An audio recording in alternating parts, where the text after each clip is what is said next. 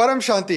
सभी का स्वागत है, परम परम स्वागत है बापूजी के इस YouTube चैनल पर। मैं हूं अनंत और आज हम बात करने वाले हैं बिग बैंग थियरी क्या है, क्या वो सच है, क्या भारत के शास्त्रों में बताई हुई बात क्रिएशन की वो सत्य है, क्या ये ब्रह्मांड दो चीजों की टकराव से पैदा हुआ है, और क्या ये साइंस की थियरी सच है, क्या शास्त्र की थियरी सच है, वेद उपनिषद गीता का क्या दृष्टिकोण है, ये समझेंगे। और बने रहिए हमारे साथ क्योंकि पूरी समझ आपको तब मिलेगी जब आप पूरा वीडियो देखेंगे। तो आइए शुरू करते हैं। क्या बिग बैंग थियरी गलत है? सबसे बड़ी बात तो सृष्टि की उत्पत्ति में जैसे साइंस बोलते हैं कि बिग बैंग से हुई या फिर सनातन से हुई, सनातन शास्त्र में जो वर्णित है किस दिव्य प्रक्रिया से हुई, ये आज पूरा जानने वाले हैं। आधुनिक विज्ञान बिग बैंग थियरी को सृष्टि के आरंभ की सबसे बड़ी व्याख्या मानता है, लेकिन वेद उपनिषद और गीता एक अलग दृष्टिकोण प्रस्तुत करते हैं। तो हमारे शास्त्र जो है ये सच्चाई, शास्त्र की सच्चाई अलग है। बिग बैंग थियरी क्या कहती है, आइए साइंस की व्याख्या समझते हैं। विज्ञान मानता है कि ब्रह्मांड की उत्पत्ति लगभग 13.8 खरब वर्ष पहले हुई। तो ये बहुत बड़ी बात है कि ब्रह्मांड का एक टाइम वो बताती है साइंस, एक बिंदु जिसे सिंगुलैरिटी में अत्यधिक ऊर्जा और द्रव्य संकुचित था, जो अचानक फैल गया और इसका विस्तार आज भी जारी है। तो बिग बैंग मतलब टकराना, दो चीजें टकराना और वहां से हुई शुरुआत, ऐसा साइंस का मानना है। 13.8 अरब वर्ष पहले ये शुरुआत हुई। इस प्रसार के कारण ग्रह, तारे, गैलेक्सी और जीवन का निर्माण हुआ। लेकिन यहाँ पर कुछ ऐसे क्वेश्चन खड़े होते हैं कि बिग बैंग से पहले क्या था, इस विस्फोट को किसने और क्यों शुरू किया। ये ऑब्वियसली बात है, क्या ब्रह्मांड हमेशा से था या यह पहली बार बना। ये हमारे दिमाग में हमेशा आता है कि ये दो चीजें टकराई तो इससे ये किसने टकराई, और ये टकराने से पहले क्या समय शुरू नहीं हुआ था, और ये किसने टकराव का ऑर्डर दिया और क्यों टकराया, क्या अचानक ही टकरा गया, क्या उनके मन में आया दो चीज टकराना और उसके बाद ये शुरुआत हुई। तो क्या हमारा ब्रह्मांड पहले से था। विज्ञान स्वयं स्वीकार करता है कि यह थियरी अधूरी हो और इसमें कई अनसुलझे प्रश्न हैं। जैसे आप जानते हैं विज्ञान कभी भी कोई भी थियरी दे देता है, लेकिन उनको वो थियरी को प्रूफ करने के लिए उनको बहुत समय चाहिए होता है, और समय समय पर अगर उनको प्रूफ नहीं मिलता तो वो थियरी को बदलते रहते हैं। तो वेद उपनिषद गीता में सृष्टि की जो उत्पत्ति हुई, आइए समझते हैं कि सनातन ग्रंथों के अनुसार सृष्टि की उत्पत्ति कोई आकस्मिक घटना नहीं है, बल्कि एक सुनियोजित चैतन्य प्रक्रिया ये थी। वेदों में सृष्टि की उत्पत्ति बताई है। ऋग्वेद में 10.129 के नासदीय सूक्त में कहा गया है, सृष्टि के आरंभ में न कुछ था न कुछ नहीं था। आरंभ में न कुछ था न कुछ नहीं था, केवल एक दिव्य चेतना थी। यह स्पष्टता करता है कि ब्रह्मांड की उत्पत्ति किसी भौतिक घटना से नहीं, बल्कि एक उच्च चेतना मतलब पर ब्रह्म की इच्छा से हुई है। ऑब्वियसली ब्रह्मा जी के संकल्प से सृष्टि का सर्जन हुआ, जैसे हमारे शास्त्रों में बताया जाता है, और संकल्प का महत्व बहुत इसीलिए समझाया जाता है। उपनिषद में सृष्टि का रहस्य बताया, जैसे मांडुक्य उपनिषद कहता है कि ओमकार ही सृष्टि का कारण है, अर्थात ब्रह्मांड का मूल कारण ध्वनि ओम थी, न कि कोई भौतिक विस्फोट। विज्ञान भी स्ट्रिंग थियरी में यह मानता है कि ब्रह्मांड की उत्पत्ति मतलब कंपन, वाइब्रेशन से हुई। गीता में सृष्टि और ब्रह्मांड की व्याख्या इसको समझता है। श्री कृष्ण गीता में कहते हैं, एक श्लोक आता है जिसका मतलब आता है कि ब्रह्मांड सृजन और संहार के चक्र से गुजरता रहता है।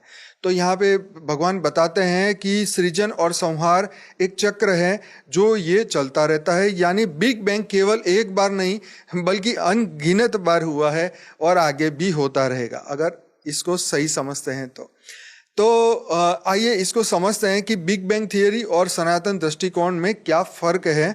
तो बिग बैंग कह रहा है कि सृष्टि एक बिंदु मतलब सिंगुलैरिटी से शुरुआत हुई, और सनातन दृष्टिकोण कहता है कि सृष्टि परमात्मा ब्रह्म की चेतना से प्रकट हुई।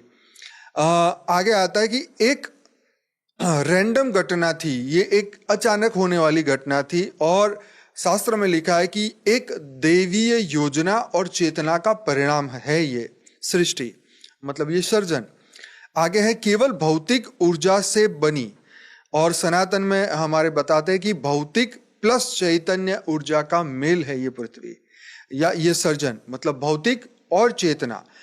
इस भौतिक चीज को, जैसे ये माउस है तो ये अपने आप नहीं चलता, राइट, इसके पीछे एक एनर्जी चलती है, राइट, इसके पीछे एक शक्ति चलती है जिसे हम चेतना कहते हैं। इस शरीर अपने आप नहीं चलता, इसके अंदर एक आत्मा है, इस जो चेतन तत्व है, ये चेतन जो है भौतिक शरीर को चलाता है। तो ये हमारी दृष्टिकोण है जिसे हम आत्मा बोलते हैं, लेकिन साइंस इस आत्मा को नहीं मानती, वो इसको कॉन्शियसनेस मतलब एक आर्टिफिशियली चेतना मानती है, क्योंकि उनके पास इसके क्रिएशन के बारे में भी कोई जवाब नहीं है। बिग बैंग से पहले क्या था ये अज्ञात है इस थियरी के अनुसार, और हमारे शास्त्र के अनुसार परब्रह्म सदा से था और सदा रहेगा। जैसे आपने सुना है कि भगवान स्वयंभू है, वो अपने आप को बनाते हैं स्वयंभू।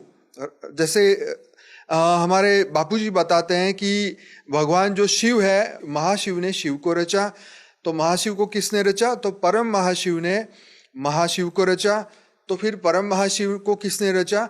तो बापूजी बताते हैं परम महाशिव ने परम महाशिव को रचना। तो अगर लाइन देखे, डायनेस्टी देखे, शिव महाशिव परम महाशिव परम महाशिव, बापूजी समझाते हैं ये लाइन यहाँ पर पूरी नहीं होती, इसके आगे परम 500 बार लगाओ तो भी एक शिव है जो क्रिएटर है। तो ये सृष्टि बहुत बड़ी है, अनंत सृष्टि है, इसके रचयिता बहुत अनंत है। आप 7 सीक्रेट ऑफ शिवा का बापूजी का वीडियो सुनेंगे तो बापूजी ने उसमें 3 घड़ी के बारे में बात की है, एक शिव की घड़ी, एक महाशिव की घड़ी, एक परम महाशिव की घड़ी।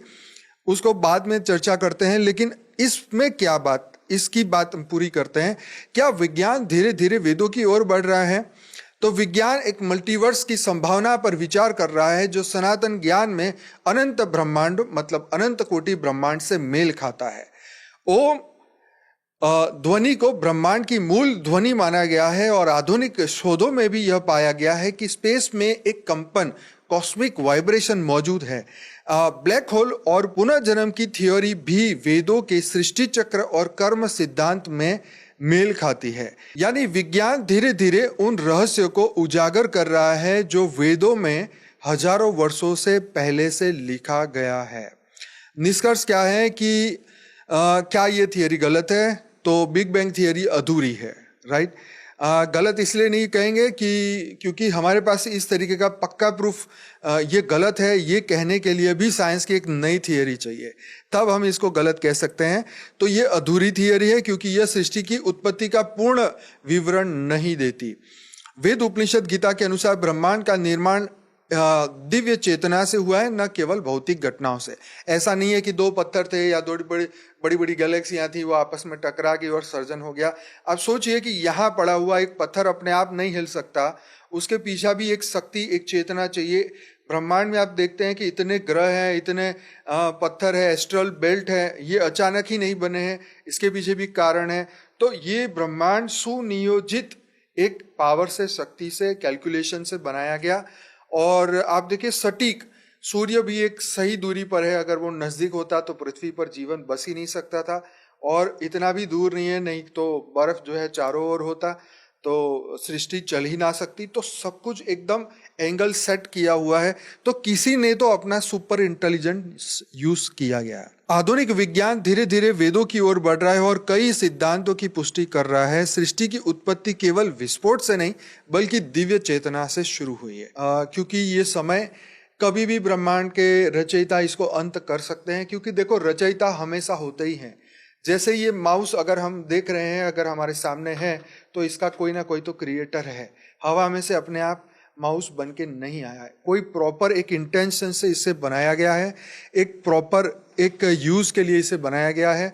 जैसे हमें इतनी लॉजिक तो समझ आती है, तो ऐसे ही ये ब्रह्मांड, महाब्रह्मांड, परम महाब्रह्मांड, सब कुछ एक लॉजिकल वे में बनाया गया है। शिव, महाशिव, परम महाशिव, पूरा एक सीक्वेंस है रचयिता की। और हमारे पीछे आप बुक देख रहे होंगे लाइफ इन मल्टीवर्स की, ये बुक करीबन 30 भाषाओं में आ चुकी है। AI टूल्स का हमने इस्तेमाल करके और 15 भाषाएं बनाई हैं। तो हिंदी और इंग्लिश आप अभी डाउनलोड करिए, हमारी वेबसाइट में जाइए परमशांति.org और इसे पढ़िए, इसे समझिए कि ये अनंत ब्रह्मांडों में कहाँ हम रह रहे हैं, क्यों हम यहाँ फंस चुके हैं, क्यों यह मृत्युलोक बन चुका है, कैसे हम अमरलोक में जाएंगे, हमारी आत्मा कहाँ से बनी, क्यों ये चक्र में फंसती जा रही है, कैसे हम उलझते जा रहे हैं, कैसे हम अज्ञानता के इस चक्र में फंसते जा रहे हैं। तो ये सब जानना बहुत जरूरी है। नहीं तो जब तक हम सत्य को नहीं समझेंगे तब तक आत्मा की वो विशेष पावर को कभी जान नहीं पाएंगे। तो सत्य को मानना जानना बहुत आवश्यक है, क्योंकि सत्य ही कॉन्फिडेंस आत्मा में पैदा करता है। सत्य को जानना हर आत्मा का अधिकार है। तो इसीलिए असमंजस में नहीं रहना है, सत्य की ओर जाइए, आगे बढ़िए, वेद और शास्त्र पुराणों को पढ़िए, आत्मा की असीम शक्तियों को जागृत करिए। हमारे इस चैनल को सब्सक्राइब करिए। इसमें 1300 से ज़्यादा लाइव एपिसोड हमने लिए हैं। बापूजी के बहुत सारे वीडियोस है। फॉर द बिगिनर का प्लेलिस्ट है, अनस्पोकन ट्रूथ का प्लेलिस्ट है। अगर आप पूरा ज्ञान सुनना चाहते हैं तो हमारा 10 दिन का कोर्स है परम शांति मोटिवेशन एंड मेडिटेशन की चैनल पर। वहाँ पर डेली लाइव मेडिटेशन साक्षी के द्वारा कराया जाता है सुबह 5:30 से 6:30 बजे तक। तो आशा रखता हूँ आपको ये वीडियो अच्छा लगा होगा। अगर अच्छा लगा है तो लाइक करिए, शेयर करिए। तो ये ब्रह्मांड कोई टकराव से पैदा नहीं हुआ, कोई अचानक पैदा नहीं हुआ, एक प्रॉपर इंटेंशन से क्रिएशन किया गया था और ब्रह्म के समान हम आत्माएं थी। हम सबके अंदर वो अनंत सूर्यों की शक्ति पहले से मौजूद है। हम कोई 84 लाख योनि के जीव नहीं है, हम गधे बिल्ली कुत्ते वाली आत्माएं नहीं है। हम दिव्य आत्मा है, चैतन्य आत्मा है, परम आत्मा है। ये बापूजी हमें समझाते हैं। तो हम परम शांति शब्द को यूज करते हैं, जिसके अंदर परम शांति में परम आनंद है, परम प्रकाश है, और हमारी आत्मा की वो शांतिमय जो अवस्था है जिसे सत्य चित्त आनंद स्वरूप की अवस्था कहा गया है। तो परम शांति शब्द ही ऑलरेडी एक अथाह एनर्जी है। तो जरूर से इस अथाह एनर्जी को जानिए, मानिए, पहचानिए और विश्व में परम शांति फैले, ऐसी हम कामना करते हैं। आप भी हमारे साथ जुड़िए और परम शांति के इस मुहिम को आगे बढ़ाएं। इस मिशन को विश्व में परम शांति फैलाने का हमारा ये उद्देश्य है।